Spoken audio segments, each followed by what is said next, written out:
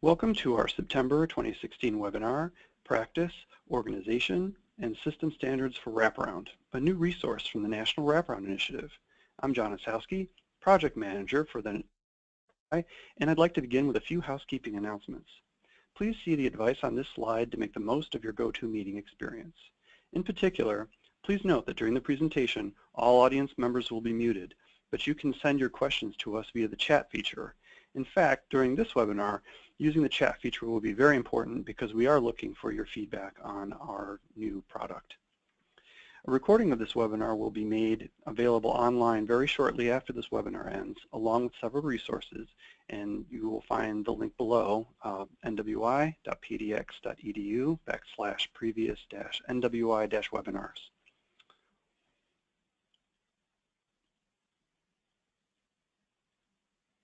This webinar is brought to you by the National Training and Technical Assistance Center for Child, Youth, and Family Mental Health, NTAC, operated by the National Technical Assistance Network for Children's Behavioral Health, the TA Network, funded by the Substance Abuse and Mental Health Services Administration, SAMHSA, Center for Mental Health Services, Child, Adolescent, and Family Branch. This webinar is hosted by the National Wraparound Initiative, a partner in the National TA Network for Children's Behavioral Health, operated by and coordinated through the University of Maryland. So welcome to today's webinar, Practice, Organization, and System Standards for Wraparound, a new resource from the National Wraparound Initiative. Our presenters today will be Dr. Eric Bruns and Dr. Jennifer Scheurer-Coldiron with the University of Washington Wraparound Evaluation and Research Team, or WIRT. We'll hear from our presenters in a moment, but first, I'd like to invite everyone who registered for this webinar to stay in touch with the NWI by signing up for our monthly newsletter. We feature links to NWI resources, like this webinar, as well as news and events of interest to the field. Announcements about the 2016 National Wraparound Implementation Academy, scheduled for later this month, are also included in the newsletter. You'll receive an invitation via email after the webinar, and we hope you will accept it. You can also sign up for your own from our homepage, nwi.pdx.edu, and scroll down to the newsletter sign-up form. And with that, I would like to turn the reins over to Dr. Coldiron. And Dr. Bruns. Hi there, and everyone. Dr. Bruns. Yeah, that's me. Hi, it's Eric Bruns here at the University of Washington, and I'm with Jennifer Scheurer-Coldiron here in Seattle. Yeah. Say hello, Jennifer. Hello. There you go.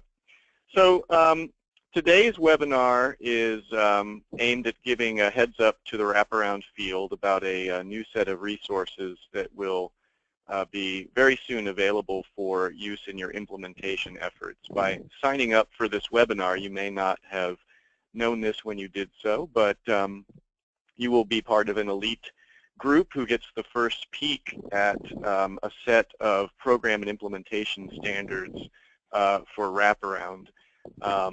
This is a product that's been developed with support from the National TA Network, as John was saying, which the National Wraparound Initiative is a partner in.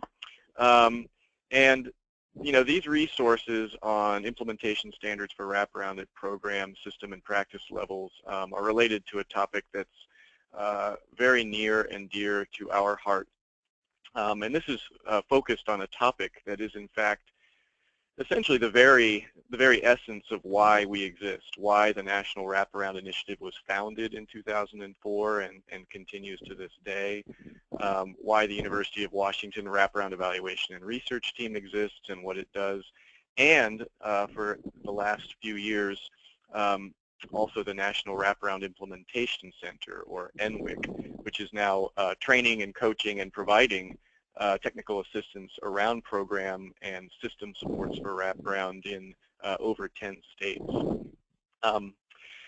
So today what we're going to do is talk about this topic that is so near and dear to our hearts, which is how best to ensure that implementation of wraparound care coordination for youth with the most complex and costly needs is done with quality, fidelity, and in a way that can achieve true and robust outcomes for youth, for families, and for systems as well. Now, I'm looking at the roster of attendees, and I see so many familiar names. So many, if not most of you know that this is the reason that the National Wraparound Initiative was established over 10 years ago. At that time, Wraparound was in a very awkward phase where it had been shown to be an effective way to improve systems' ability to coordinate care and meet the needs of children and youth with serious and complex needs, support their caregivers, parents, and families, and do this in a way that was cost-effective and kept young people at home, in school, and out of trouble. But these were, at the time, fairly isolated examples of really positive outcomes, and there was little in the way of documentation of how best to do that work at a practice level. And although the systems of care movement was well underway by 2004, it was really clear at the time that implementing Wraparound required some very specific types of system and program supports to be done well. We are still learning this lesson the hard way every day in the field of children's mental health, systems of care, and Wraparound. But we have greater insight now 10 years later as to what kinds of necessary conditions there are in systems and in programs to make the promise of Wraparound actually happen in the real world. So today what we're going to talk about is this question of how best to set up your system and your organization to implement high quality, high fidelity Wraparound and get the best outcomes possible. Whether you're involved in a small local Wraparound program or an entire statewide systems change effort, maybe you're a trainer or a Wraparound coach or a technical assistance provider, there are an array of system and program levels that you have to attend to make sure that implementation happens as intended and outcomes are positive. So today, what we're going to talk about is a new resource. Now, over the years, the NWI has released a number of resources on this topic of program and system standards, or as Janet Walker and Nancy Koroloff put it so many years ago, necessary system and program conditions for Wraparound. But it's our feeling that it's important for us to get ever more specific about what these standards are. Because as we'll see in a few minutes, Wraparound continues to grow and evolve and be implemented in large systems and states across the country. And so being more specific about what these standards are is needed for system design, program management, leaders, whether you're a family a leader in a family organization or a youth organization, or you're running an entire state's behavioral health system. We need specificity about what the standards are at program and system levels that are going to get us to high quality and fidelity. So in today's webinar, I've already kind of addressed a lot of the first bullet here, which is the importance of system and program supports to Wraparound quality, fidelity, and outcomes.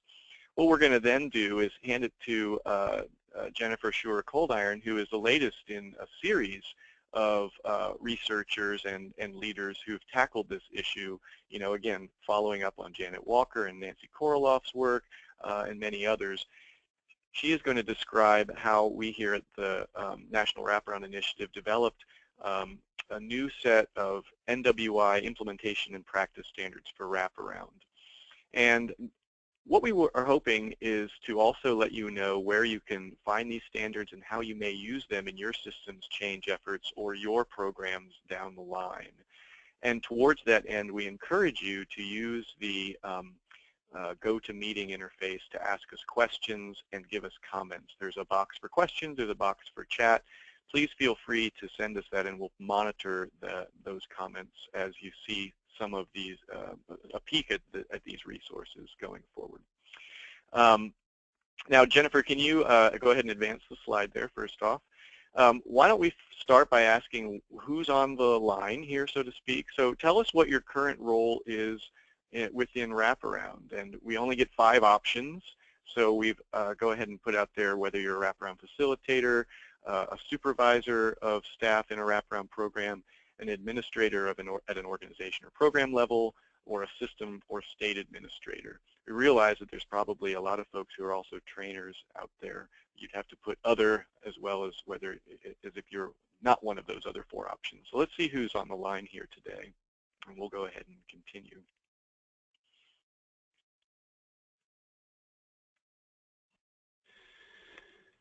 Great, and we've got about 85% of folks have voted. Okay, let's take a look at who's with us today. Great. So in case you're wondering, survey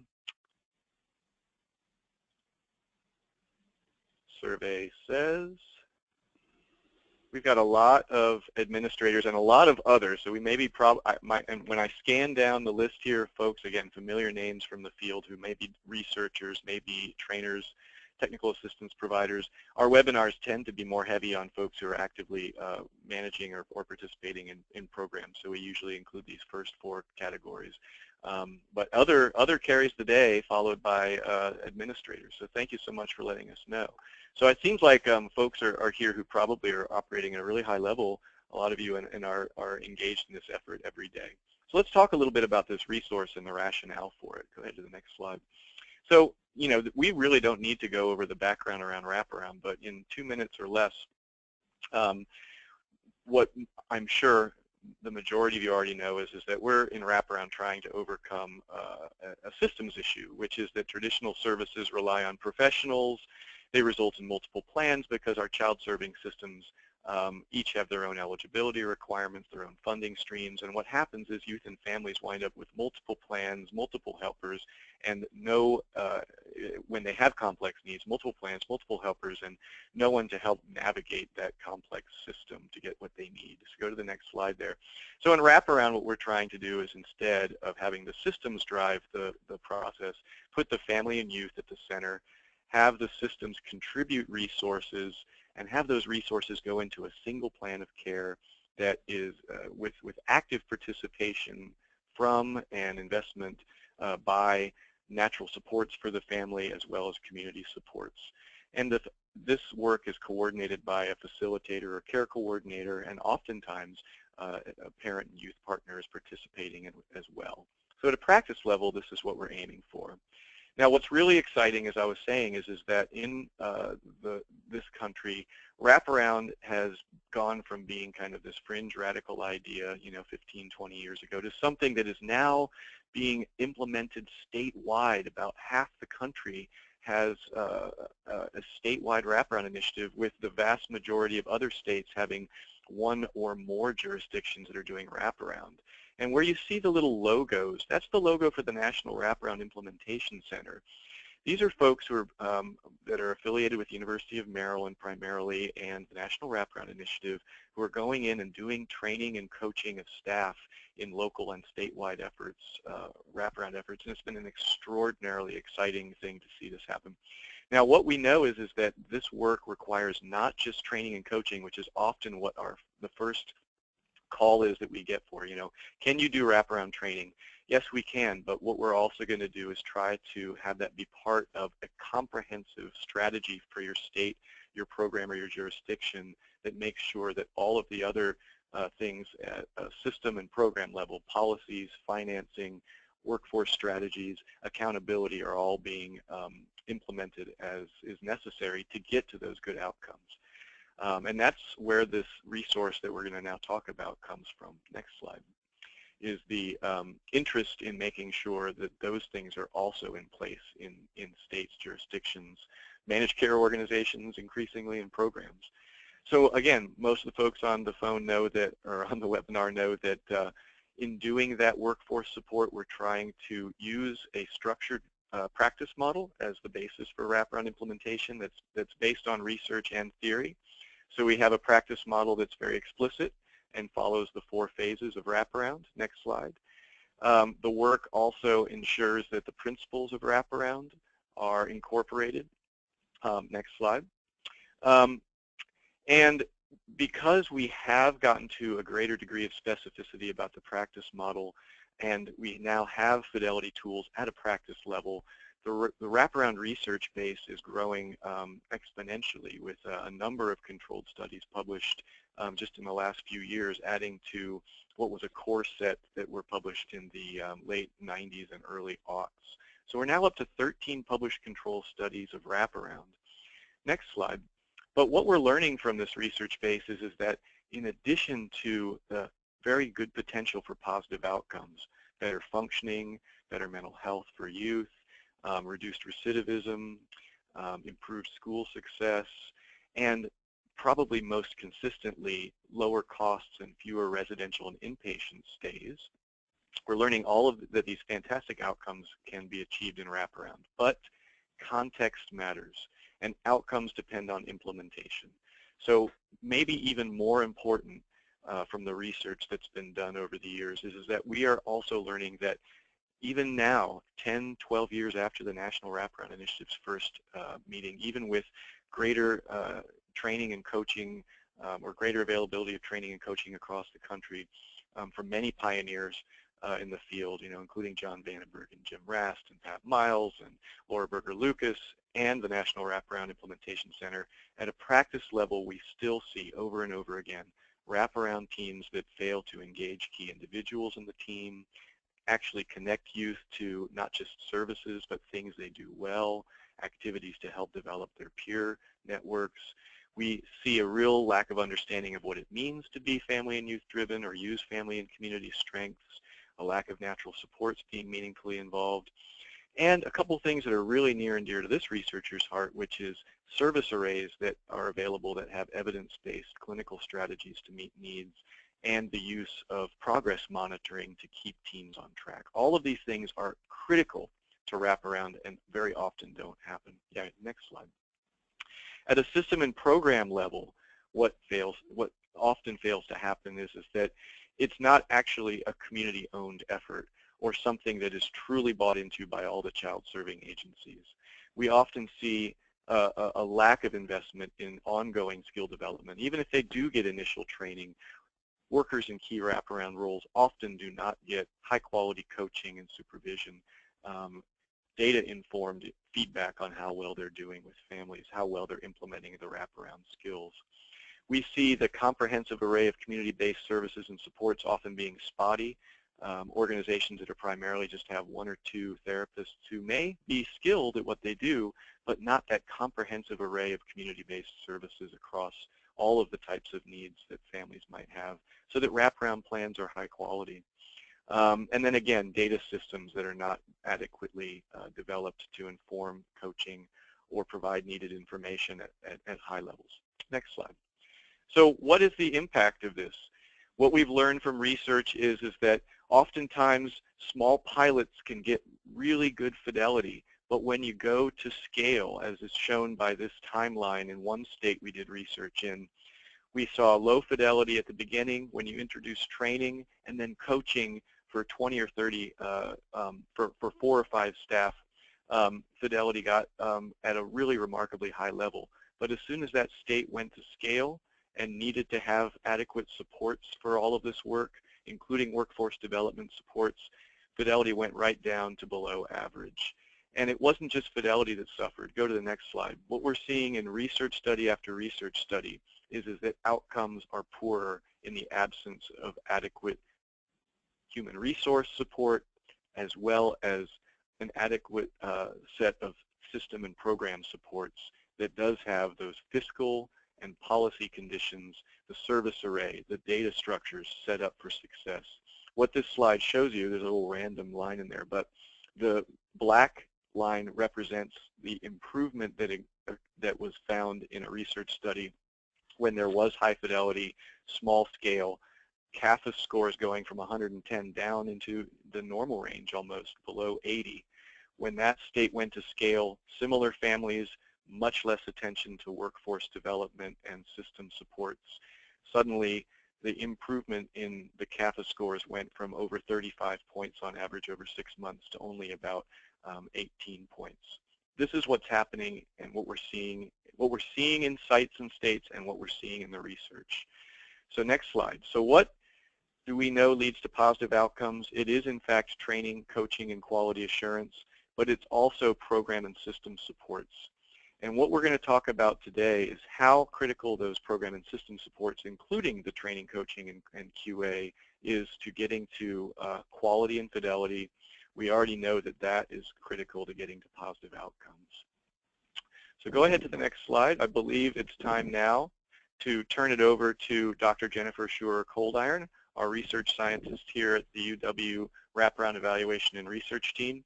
And she's going to talk with you now about our process of further refining. It says developing standards for wraparound, but we've seen many, many states, sites, and large-scale implementation efforts develop standards. The National Wraparound Initiative has put guidance out there. What we're talking about now is the next iteration in this work, which is further explicating these standards. So take it away, Dr. Coldiron. Thank you very much, Eric. Hello, thank you guys for joining us. So as Eric has been talking about, and as you guys well know on the ground, wraparound and implementing wraparound can be a very complicated endeavor. So the NWI, as Eric said, has put out a lot of resources and guidance over the past almost 20 years that to facilitate high quality and consistent wraparound implementation. So the standards we're talking about today is really just the latest in an ever-evolving set of resources and guidance. Before I describe the development of the standards, though, we'd like to get a sense of what people are currently using out there. So we have another poll for you if you could vote on the side panel of your GoToMeeting. We're wondering whether or not the wraparound organization or the wraparound initiative that you currently are familiar with or work in, whether or not they currently have any written implementation or practice standards. So if you could vote yes, no, or I don't know, that would be awesome.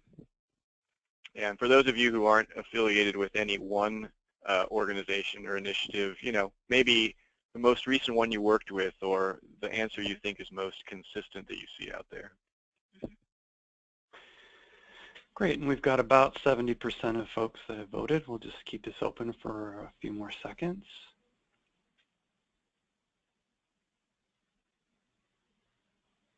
Okay, it looks like folks are stopped voting, so we'll close this and let's share the results.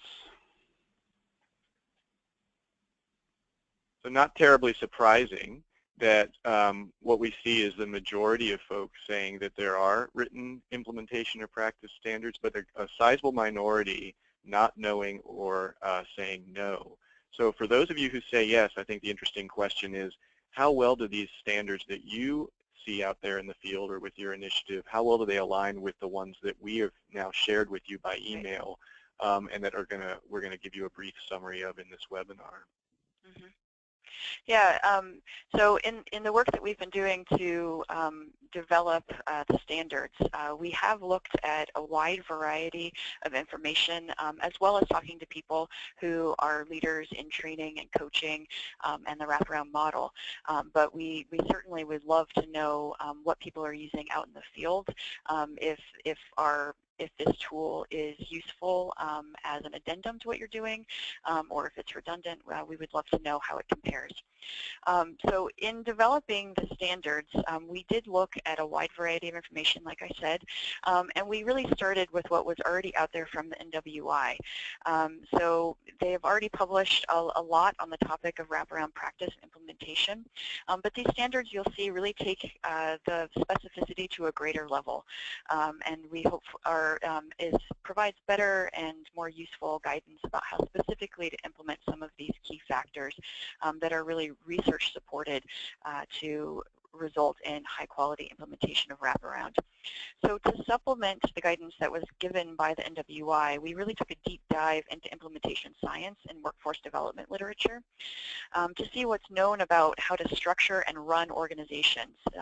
So there's a lot of information out there about wraparound practice, but we wanted to go further back and to see, well, what are the organizations that are actually implementing wraparound? What do they need to do? How do they need to practice? How do they need to be structured?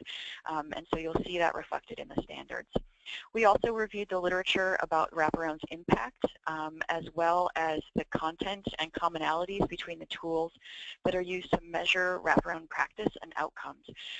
So to see, what are the common outcomes that are usually hit on or looked at for wraparound? What does research say wraparound is capable of doing? And also, what does common practice look like? And lastly, but I think most importantly, we consulted the leaders of the NWI, of the National Wraparound Implementation Center, as well as the National Technical or Training and Technical Assistance Center for Children and children and youth behavioral health, what we call INTAC, to understand what's going on out in the field and to make sure that these standards are most relevant. So before we get into the standards, I just want to highlight a few of the key frameworks and sources that inform a lot of the content and the structure of the standards. Some of you might be familiar with it's the National Implementation Research Network, or NIRN's Implementation Drivers Framework. And this is a really seminal piece of synthesis in the implementation science field. And it synthesizes over a decade of research and writing about the internal organizational factors that impact quality implementation and fidelity to a practice model. And you can see that the key drivers, the sides of the triangle, are factors that influence things like staff competency, the quality of leadership, the ability of the organizational policies and procedures to facilitate implementation. And all of these drivers are attended to in the standards, and we've customized them to really speak to a wraparound context. In addition, as Eric has spoke about a minute ago, we looked at the NWI's necessary support conditions, which Janet Walker and her colleagues have developed and have developed tools for, because implementation supports from the NIRN framework are really almost entirely in control of the wraparound provider organization, but because of the integrated nature of wraparound, the community and system conditions also really impact fidelity and youth outcomes. So we relied heavily on this comprehensive list of the necessary supports. They're organized into 6 themes, such as community partnership, collaborative action, access to needed supports and services, so that service array that Eric was talking about, as well as human resources development and accountability. And you'll see that we've integrated those into the standards as well. Lastly, in our review of NWIC wraparound training and certification materials and our own wraparound fidelity and assessment system tools like the WFAS and the TOM, we really found that they coalesced around the following 5 key elements of wraparound practice. They somewhat mirror the 10 principles, but are more skills and practice-based. So things like effective teamwork, use of natural and community supports, being driven by strengths and families based on needs, and being outcomes-based. And so again, you'll see some of those reflected. So a lot of what you'll see in the standards are information and structures that have been put out there and tested in the field over the past decade or so. Similarly, when looking at the outcomes tools and common outcomes that are measured in wraparound effectiveness research, the same general outcomes are frequently represented, and those include satisfaction of the youth, of the family members, of team members, as well as school and community functioning, interpersonal functioning, the confidence and the capabilities of the caregiver, and residential stability and restrictiveness. So these outcomes really reflect wraparound's long-standing emphasis on making sure that youth are in school, at home, and out of trouble. And they really prioritize youth and families' perspectives and making sure that we're not only just focusing on the youth, but also their caregiver. So our review and synthesis process resulted in 44 individual standards, and those standards are organized into 7 areas. There are 5 implementation areas, 1 at the system level, we call that hospitable system conditions, and 4 at the wraparound provider level. And again, these mirror NIRN's framework. So competent staff, effective leadership, facilitative organizational support, and utility-focused accountability mechanisms. And we pulled out utility-focused accountability mechanisms because it really seemed to straddle all the other 3 areas, and we feel like it is really important to highlight and focus on how data and information is being used. Then we have 2 output-related standards. We really focused on the implementation areas, but naturally those led into areas of practice and areas of outcomes. The first is fidelity, so focusing on high-quality wraparound practice, and the second is outcomes, improved youth and family functioning. So I'm going to take a quick break. I've been told that my microphone is not working very well, and I'm going to switch out my headset. Excuse me just for 1 minute.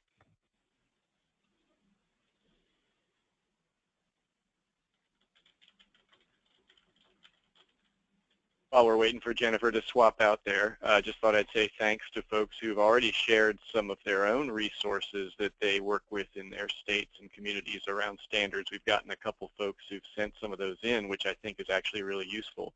To whomever sent in the DSS State of California standards, I had not seen these dated late last year, 2015. So thank you very much for sharing those. We're going to take these into consideration as we see how well what we've come up with align with what real systems are putting out there for implementation standards.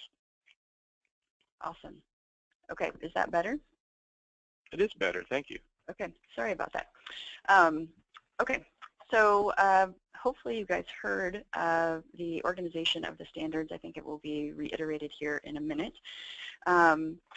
We put together this schematic that shows how all of the areas that are covered in the standards are kind of wrapped up and how they work together. So our standards framework situates the NIRN implementation drivers, so that triangle in the middle, within the NWI's necessary supports, system supports. So the organization functioning well needs to be situated within a hospitable system. So they need to be working together in concert in order to produce high quality wraparound practice, or that adherence to the wraparound model. And then as we, all assume, if we are doing wraparound of high quality, if the organization is supporting the staff to do high quality wraparound practice, we will then hopefully see improved youth and family functioning, so good outcomes. And hopefully this picture also drives home the fact that focusing on fidelity and outcomes is just the tip of the iceberg. So if you are only focusing on fidelity or measuring outcomes, you're really missing the opportunity to boost and sustain your quality improvement efforts by fostering organizational and system conditions that are known to support implementation of wraparound. So understanding and attending to all of these other factors can really create a virtuous cycle of quality improvement to get the outcomes for youth and families that we're all in this work for. So without further ado, let me introduce you to the standards. Your input is very welcome, as Eric said, so you should have received a draft of the standards in your email. If you have not received them, you can access them at this URL, which also maybe will be in the chat box. I do want to alert you to the fact that what we are putting out there today is a draft. It has not been finalized, and it still needs to be formatted and finalized. So we will let you know as soon as that is done. It should be in the next couple of weeks, and you will receive an email with the finalized standards, and it will also be announced on the NWI newsletter and elsewhere.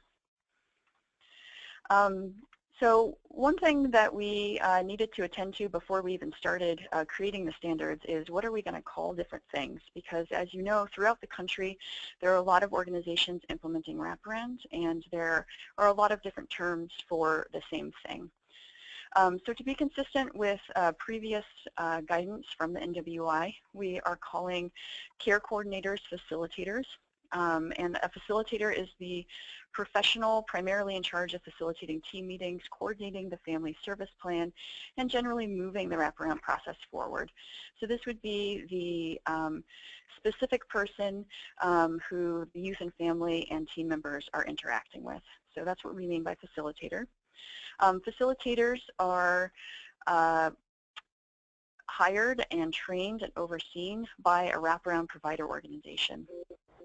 Wraparound provider organization, the specific organization that is bounded and has a supervisor and maybe a team of facilitators working for them. And that is in contrast to a wraparound initiative, which is usually a wider community collective of people and systems who are working together to hopefully create a system of care. But even if there isn't system of care, that child-serving agencies are working together to implement the wraparound model, make sure that there is that service array that's necessary, and to really make sure that these very high-needs youth are being cared for in the community. So just wanted to highlight a couple of those terms that we use throughout the document. The first implementation area is competent staff. Again, you can see that these closely align with the NIRN competency drivers, but they've been tailored for wraparound provider organizations. There are 7 of them. And as an example of what the content of a standard looks like, this is 1C, rigorous hiring processes. And this standard says that the wraparound provider organization has high-quality written job descriptions and interviewing and hiring protocols for each of the relevant positions. And job descriptions reflect best practices and state-of-the-art knowledge about wraparound skills and expertise and have clear expectations for performance. In addition, interview and selection protocols include behavioral questions or direct observation of tasks and require a writing exercise or sample. And so you can see that yeah, Jennifer, I just thought I would interject real quick. You know, people might see how, you know, some of this seems kind of commonsensical, that this would be a set of things you would do if you wanted to have a rigorous and high-quality hiring process for any kind of position, let alone systems of care or wraparound. But we just see over and over again that some of these really critical things to making sure you're ensuring success of your wraparound initiative or program just don't happen out there in the real world. So our standards incorporate some of this stuff that is coming from lots of different fields and may just seem like common sense. But, you know, there's so many different things to attend to, and, you know, organizations come into wraparound in lots of different ways, and maybe have been created to provide wraparound, or you're slotting wraparound into an already existing large CMHC, and we wanted to make sure that there are standards and an understanding of all the different things an organization might want to check on, might want to think about when they're setting out to provide wraparound services. So it's not just we need to get training, but we need to create all of these routines and structures within the organization and within the community to make sure that that training goes a long way and gets our staff where they need to be to get our youth and family where they need to be. So this is an example. This is a pretty meaty standard, but you can see how an organization might use this to check, you know, do we have written job descriptions? Do we have interview protocols that actually use these different evidence-supported ways of making sure that the staff we're hiring really have the skills, you know, bring with them what they need to be successful wraparound facilitators. Similarly, ongoing skills-based coaching. This is another extremely important piece of wraparound implementation that we often don't see in the field. This standard says that facilitators should have at least bi-weekly contact with a coach or a supervisor who serves as a coach. And what's key here is the actual activities that are happening in this interaction. And those should be really integrated into practice, so not seen as like a separate, distinct, standalone process, but that it's really integrated into day-to-day practice, and it's aimed at improving the staff's skills in working with youth and caregivers. Additionally, this coaching really should include at least quarterly formal assessment of practice in multiple settings via observation or recordings or review of documentation. So here we set out what we think is the best way to go about coaching. This is based on not only implementation science research, but also different models that are actually being used out in the field, especially by our NWIC partners. The second area of implementation. Jennifer, I might suggest, because it is such a meaty area, and you know, maybe just scroll back to the implementation area 1 overview. So just a reminder to folks, we're not showing you all the standards in their full detail, but you have a copy of the draft standards, and we welcome questions or comments. But just to kind of recap, this is the first of the 5 implementation areas, and those were 2 examples within the competent staff area from out of a total of 7 indicators of high quality or adequate implementation standards. Sorry about that, Jennifer. Just trying to make sure everyone's oriented to what we're showing them here. Yep, so there's a lot of information. The descriptions are very thorough, so we won't be able to show you everything. I probably won't even be able to get through all the slides that we have here. So we would love it if you looked at the document that you have access to and give us feedback either via chat or email later on. So the second area is effective leadership. This is our shortest area, but again, these are evidence-supported areas to attend to when thinking about leaders and how they're interacting with staff and how they're supporting your organization. An example here is around wraparound implementation leadership. So specifically, supervisors and the wider organizational leadership should really be planning for and supporting the high-quality implementation of wraparound. They should be seen as reliable thought leaders and effectively address barriers and find solutions as they come up during wraparound implementation. So again, this is an area that should be specifically thought about and made sure that there are processes and procedures in place to make this happen.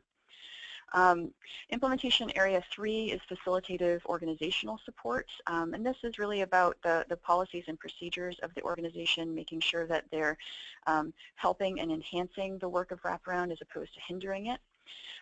This is an area that we get asked about a lot around caseloads. So the very first standard in this area is around manageable workloads. The standard sets out that facilitators should have a manageable caseload, and that is defined as 8 to 12 families or less, depending on the complexity of the family's needs. And supervisors should be supervising 6 or fewer facilitators or other individuals. And this is really to make sure that there is adequate staffing for staff to successfully do their jobs. Again, this is based on some research evidence, but also just what's going on out in the field, what various experts feel like is manageable and enhances or supports high-quality wraparound implementation. I'm going to skip this one and go to implementation area number 4, utility-focused accountability mechanisms. Again, we split this out because they seem to be similar activities that were spanning the other areas of implementation in the internal organization. They were similar capabilities, and it's just a similar outlook and understanding of how best to use data. So one area or one standard indicator is around routine fidelity monitoring, and this standard says that the wraparound provider organization routinely and reliably measures fidelity to the wraparound model. This information is analyzed and shared with relevant stakeholders, so people like staff, administrators, families, payers, and even if it's collected by an external party, which sometimes fidelity data is either by the state or by a university partner, we really expect and hope that the fidelity data is clearly built into internal practice routines within the wraparound provider organization, and that there are strong feedback loops that are used to enact program improvements. And what this means is that regardless of how the data is collected, it is really best practice to make sure that there is maybe a quality team within your wraparound provider organization or a routine structure, maybe quarterly you're reviewing data and making sure that that data is used to choose different ways of making quality improvements. So whether that's targeting and making sure that your training is meeting the needs of your staff, whether that's making sure that staff have coaching. There are various ways to use this fidelity data to make sure that you're always improving what the youth and family are receiving. So this is just one example of the accountability mechanisms that high-functioning wraparound provider organizations have created within their organization. Lastly, in terms of the implementation areas, are hospitable system conditions. So as I said before, the other 4 implementation areas are things that the wraparound provider organization have control over themselves. It's the policies and procedures that they're creating and enacting. But a high-quality wraparound program really needs to be embedded within a system that is meeting the needs of youth and family who are enrolled in wraparound. So you can see here that this area really mirrors the 6 themes of the Community Supports for Wraparound inventory that was developed by Janet Walker and her colleagues. But it breaks out a few in order to allow for more detail. And it also adds standards around what type of youth are being referred and enrolled in Wraparound. So I just wanted to highlight that one right now. Wraparound is a very intensive program and really should be reserved for youth who are at risk of out-of-home placement or are among those with the most complex needs in the community. And the way that we're defining that, it really varies by community how they're defining it. But some examples of what that might look like is that most of the youth who are engaged in Wraparound were transitioning home from or at imminent risk of out-of-home placement at the time of referral. Or the vast majority of the youth who are engaged in Wraparound have 2 or more Access 1 diagnoses. They might have multiple system and agency involvement, maybe multiple actionable items on an assessment like the CANS, or 3 or more adverse life events or traumas. So we're giving you some examples of what it might mean to say that these are the most complex youth in your community. Most communities define this in different ways, but we really wanted to highlight that the intensive nature of Wraparound should be reserved for youth who are really at risk of out-of-home placement or who are really at risk of crisis. An additional standard in this area is around the robust array of services and supports. So again, this highlights the fact that even if a Wraparound program is delivering Wraparound to wonderful fidelity, if it's not embedded within a system that can really support the and meet the needs of the youth and family, it can only go so far. So we would hope that a system that has a Wraparound program in it would have a full array of services and supports that Wraparound teams need to fully implement their plans. So this might include intensive in-home services, mentoring, respite, family and youth peer support, and maybe mobile crisis response and stabilization. And very importantly, it should also include evidence-based clinical treatments and therapies for major clinical needs that are really readily available to the youth and families. So there's a lot of guidance out there around what an ideal system of care might look like or what types of services that might include. But again, we wanted to distill all of that guidance into a standard so that when an organization is thinking about what are all the different things we need to attend to, this is here, and they can pause and say, do we actually have what youth and families need? So as I said before, we set out to outline implementation standards, but this naturally led to the creation of indicators for high quality practice, aka fidelity, as well as outcomes. So we did put forth standards or descriptions of what high quality wraparound practice would look like, and these are aligned with the key elements that you'll find in our wraparound fidelity assessment system tools. One area that is somewhat new to our tools is one around timely engagement and planning. And this is something that people ask us about a lot. And so we put out a standard that says youth and families are engaged in wraparound services within 10 days of referral. And this is really to highlight the fact that youth and families who are engaging in wraparound are coming to wraparound in crisis, are those really complex, high needs families. And they should be engaged and starting in the process very quickly. So, you know, about maybe 2 weeks, 10 business days from the time of referral. And additionally, they should be developing their initial wraparound plan within 30 days of being engaged, so that they have that sense of momentum, they have that sense of hope, and that things are starting to get better and crises have been stabilized. Then the team should be meeting regularly, at least every 30 to 45 days. And that's really to ensure that progress is being monitored and the plan is being modified as needed to make sure that we're getting the outcomes that we're hoping for. The other area, one of the other areas in the fidelity standards area is outcomes-based process. And this is an area that, as Eric said, is sort of near and dear to our heart right now. We're doing a lot of work around this particular key element of practice. And this standard says that success of the wraparound plan includes progress toward meeting needs, strategy implementation, and task completion. So all of these different areas should be measured objectively, reviewed routinely, and used to inform changes to the plan as needed. In addition, need statements should be linked to measurable outcomes, and data from standardized instruments are integrated into the planning process where possible. And this is a particular area that, again, we are trying to provide more guidance to so that organizations can implement this particular skill to better fidelity, and we should have a facilitator's guide to outcomes-based process available later this fall. So be on the lookout for that in an upcoming NWI newsletter. In addition, to give users a sense for how to define and measure key wraparound outcomes. So you might be familiar with these outcomes. You might be thinking about them, measuring them in your program. We wanted to give various ways of measuring them that are research-based and perhaps different from some of the ways that they're already being measured out in the field.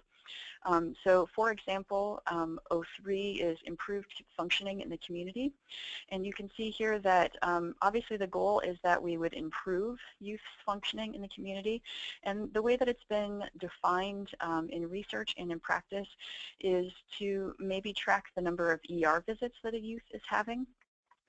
See if it just didn't happen at all while they were in wraparound, or the frequency was at least reduced. Similarly, you might want to track youth's police contact if juvenile justice involvement was an issue that they presented with, and whether or not they're participating in community activities. Similar for stable and least restrictive living environment, two ways of defining that is whether or not there was a placement in an institution, or whether or not there was any movement between residential settings.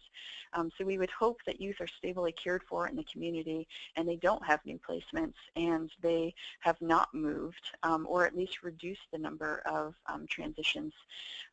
But again, this is another outcome that we suggest organizations pay attention to while they're trying to see the impact of their program. So that was really a whirlwind of information and just a taste of the standards. And I apologize for the issues with my microphone as well. But hopefully that gives you a little taste of what's in the standards document, and you guys now have access to it as well. And we would love to just get your initial feedback. What is your overall reaction to these standards? Is it generally positive? Do you think it's going to help wraparound sites? Do you think that it could cause problems? Are you really not sure yet? Please vote in your GoTo meeting window. Be honest, you are a very experienced group. I can see that. But we're just trying to keep you all engaged here the last 10 minutes of our webinar, see what people think. We'll ask one more question before this is over. We'd also, while you're voting, like to encourage folks who have been scanning through the document or reviewing what Jennifer's been presenting to type any comments or questions in. We only have about 10 minutes left, and you know, we haven't seen a whole lot of chatter, I guess, because people are just, you know, they're beside themselves with amazement over the quality of work that Dr. Cold Iron has done here. But first, let's see what your reaction is to the standards. Again, we're constrained by our GoToMeeting polls. So this is extremely reinforcing. I didn't think it would be quite this high. I did think that people have been kind of clamoring for more specificity around these things. But for 85% of folks to say that they think that this will be useful, that's fantastic. The one or two people who are concerned about problems, we would love to get your feedback about what that might be. We do see one comment, which is, I find it a little overwhelming, which I think is really good input. We've been concerned about adding complexity to the guidance that's out there, to have approximately 30-ish implementation standards along with another 15 or so fidelity and outcome definitions does feel a little overwhelming. I do think that the categories in which they're embedded kind of do make sense, but you're correct. It does mean that there's a lot to attend to. I mean, my response to that is that unfortunately that is the way of systems of care and wraparound. There is a lot to attend to, but I do appreciate that input and feedback. I do think that it would be useful to get folks' input. You can feel free to send those to our email, which will be at the end of this, as well as in the chat box last 5 minutes here. So Jennifer, is this back to me now, or are you bringing us home? Okay. You can hit it out of the park. Oh, yes. Well, you hit it out of the park by doing this hard work and continuing to build on what we've learned up till now from research and from our experts. Next slide, though, will help us out. So using the standards, so just to let folks know, because a lot of you are individuals I can see who are involved in their states or nationally on this stuff. What we're going to try and do is to, in future months, with, again, support from the National TA Network for Children's Behavioral Health, create some supportive documents and resources that go along with the standards document itself. Self-assessment of wraparound program quality is one potential use of the standards in the field. So to have the document be something that provides a structure for leaders of a wraparound initiative, as well as family and youth leaders to come together and examine their own implementation context using this as a framework is one potential use of the standards that we're going to provide some guidance for in the release of future supplemental resources to the document itself. A second potential use of the standards is a structure for then actually putting together a quality improvement or program planning process, whether it's for an initial launch of a wraparound program in a state, jurisdiction, or provider organization, or if you are just taking stock midstream and trying to figure out where to focus your system building process. A third thing is to choose data elements to incorporate into your CQI program. So Jennifer is working on having one of the tools that will supplement the standards document itself be something that provides indicators of adherence to these program and system standards, and that could be one way, or you could find other ways to measure your progress towards meeting these kinds of conditions. And finally, as some folks have already shared from your states, informing performance-based contracting. So for those elements in the standards that are at a program or system level, there can be use of these standards in terms of translating them into expectations for those who are doing specific activities in the field with families and with providers.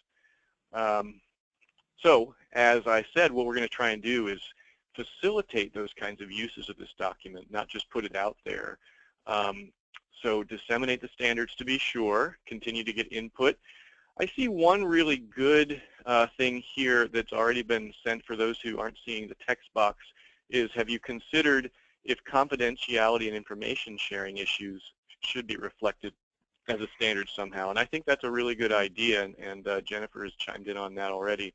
So we could make sure that confidentiality or privacy is something that is embedded in the program standards around data management, for example. Mm-hmm. So we're going to disseminate, continue to get input.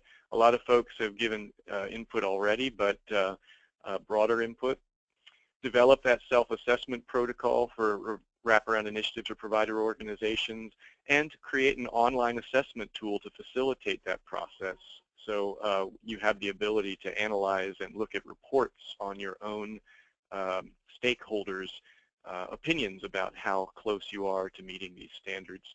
And we may very well, in coming months, be able to then connect users to additional resources for quality improvement when they find that they are falling short. I'm not seeing any other chat or questions here. Here's your last chance to ask any or make any comments. Eric, we actually do have a few if you want to take some now, or if you would like to take them after the last poll. Yeah, well, why don't we go ahead and launch the poll, and we'll see how well we can do our, oh, I do see a lot of questions. Great. So we'll go ahead and launch the poll.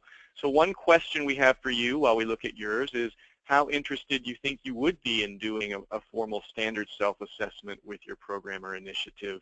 This might give us some sense as to how urgent this need is for the field. So here's your options, a couple of not very interested, a couple of interested.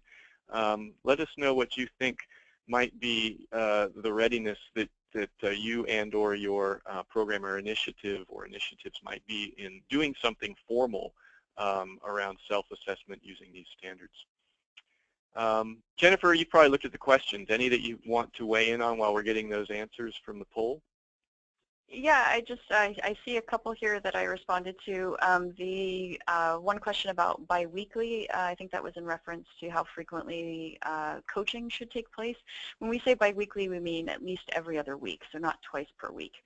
That should maybe be changed just to be clearer, so thank you for that. Mm-hmm. And the other question was about the confidentiality and information sharing, and that I also think that's a really great idea, and I think it would easily be folded into 4A, which is about data management.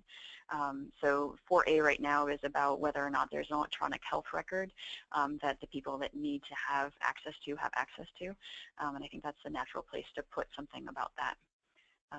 Okay. Very helpful. So there are also some questions are there other in the questions? questions pane. Yeah, so one says, do you know when the outcome measures of the WFAS, the Wraparound Fidelity Index short form, may be released, and can sites get the indicators of high fidelity so they can create their own database? So the WFAS is something that's been available for a couple of years, and you can get more information about that by simply going to rapinfo.org. You can view the indicators, and you'll see how they align with the kind of condensed set of fidelity and quality indicators that are in this framework. So feel free to go Google UW-WIRT or rapinfo.org, and you'll see a link to our website where you can get more information about the fidelity tools. Let's take a look at our answer to the poll since we're out of time. We'll answer a couple more questions for those who want to stick around. So nearly half, well, more than half of those who have an opinion said they think that their initiative would be interested in doing a standard self-assessment. The next highest response, not surprisingly, is I'd be interested but not sure about our initiative. So really, actually, again, pretty encouraging. I know you're a self-selected group, a really high experience group, but it is really cool to see just how high of a percentage of folks think that their initiative would be ready for doing something like that. So I think that does light a fire under us, Jennifer, to try and get those kinds of resources available to folks. Yep. Hopefully couple last questions. Oh, go ahead. The summer. I would just, we are working on that, and we hope to make an online interface and have some other resources, hopefully by next summer, beginning of next summer. So. Right. And it will be well publicized. Mm-hmm. So a few other things for those who want to hang out for another few minutes so we can answer your questions. Are there existing software systems in place or used in these programs? I think that might be from someone who's wondering about Wraparound in general, not necessarily software linked to these standards. You know, it's interesting. It's an interesting question. If you want to go to our webinar archive on the NWI.pdx.edu website, I don't know, John, if you can go to a screen now for those who are kind of just wrapping up to show folks where they go for our resources. But at our NWI website, you can find a archived webinar about software, different kinds of accountability mechanisms, including software that is relevant to Wraparound implementation. There's an EHR specific to implementing Wraparound, and there's also a lot of quality and fidelity tools. So you can find those resources on our website. So yes, there is different kinds of software relevant to Wraparound. We're just in the beginning stages of translating these standards into something that has accompanying technology to help structure an assessment or an evaluation. Mm-hmm. Let's see, manageable workloads is also an obstacle, understood, 100%. how would you advise an initiative where the state's expectations and training differentiate from these standards? So this is something that we struggle with every day, including to some extent in states we live and work in. And I think that a lot of it has to do with raising folks' awareness of the critical connection between fidelity and positive outcomes, but also indirect as well as direct connection between how well your system and programs function and outcomes. The research is just incredibly compelling that if you do not have a hospitable system and a program or organization or program and organization are implementing Wraparound fully or any kind of behavioral health program, you're not going to get the same kind of positive outcomes. And that's been found for Wraparound now several times over. So holding up the standards that your state has against these that are really the result of quite a comprehensive review of research and theory in behavioral health and Wraparound, and asking them to consider the degree of disconnect is really our job. Every one of our jobs in the Wraparound world is to exert that kind of upward accountability to our systems and programs. So that's in a nutshell about the best that I can provide you in terms of guidance is that it really matters, and you need to avail folks to that that research finding and how important this stuff is. Let's see, did we miss any others? This is an interesting question. I love this process, but how likely is it to get Medicaid to fully fund? I, again, think you're talking about Wraparound in general, and I think it's important to note that there are joint memos out there from the Center for Medicaid Services along with SAMHSA advising folks that there are mechanisms to fund through different waiver programs as well as through specific fee-for-service reimbursements for the different kinds of activities that take place in Wraparound. So there is all sorts of mechanisms through which Medicaid typically, Medicaid can pay for these activities, but typically it is more likely that you're going to experience success when you have a diversity of financing sources so that you can fully fund the array of activities that are necessary for these youth and families with the most complex needs. But again, there are, if you look on the NWI website, you can find resources on financing. You can see a lot of that on the screen here can be found at nwi.pdx.edu, and if you look up the previous NWI webinars, you'll find some of those resources, but they're also in a lot of other places on the NWI website. You can put in a search, some search terms to find them. Let's see. What else did we miss? I'm interested in seeing more details regarding fiscal policies and sustainability. If you could back up one slide, whoever's controlling the slides now, I'm going to direct folks who are interested, since we do still have the majority of folks on the line, to some other resources that you, oops, there was a slide that shows the there you go. There are resources that you can find out there just through a Google search because the URL is really lengthy and complicated. But if you want to find some guidance around how to structure organizations and fund organizations and systems to do this work well, a couple of really fantastic resources that were produced by the Center for Healthcare Strategies, another partner in the National TA Network, are these two.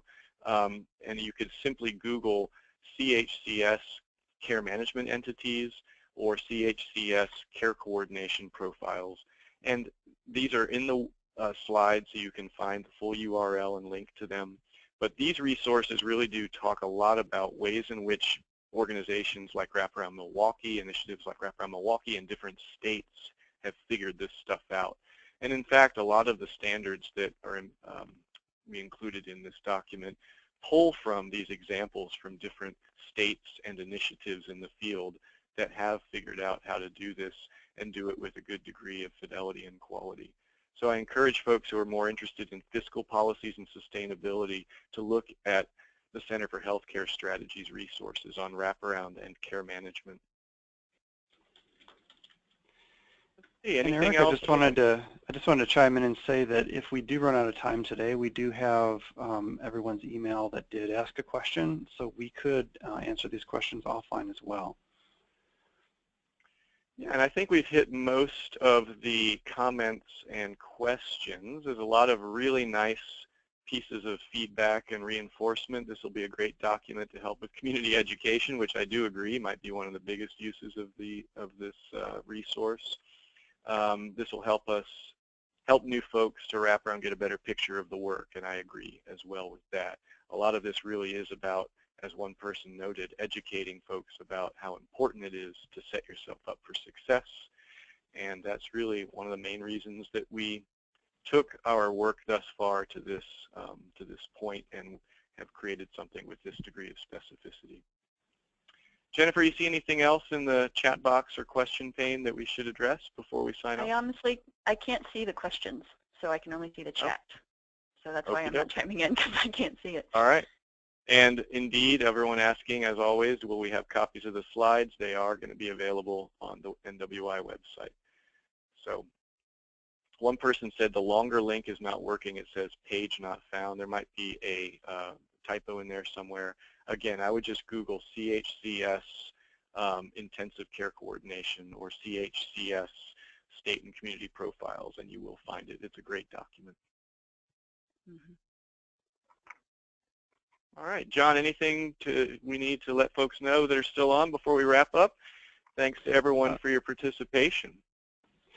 Yeah, no, I don't think so. I just wanted to alert folks that that's all the time we have, and if we do have unanswered questions, we will be able to follow up with you via email. We do appreciate your participation. We did get a lot of questions at the very end there, so we would like to follow up with you that way. And I wanted to thank our presenters for their time and effort in putting together a presentation, and also remind the audience that our webinar slides will be published online shortly within the next couple of hours with our collection of other past webinars, and that link is now on your screen, nwi.pdx.edu/previous NWI webinars. And we hope you'll join us again for a future webinar, and if there's nothing else, I guess we'll just say goodbye for today.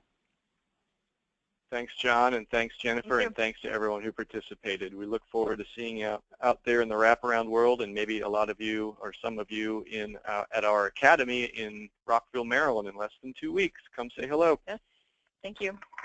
Thank you. Bye-bye, everyone.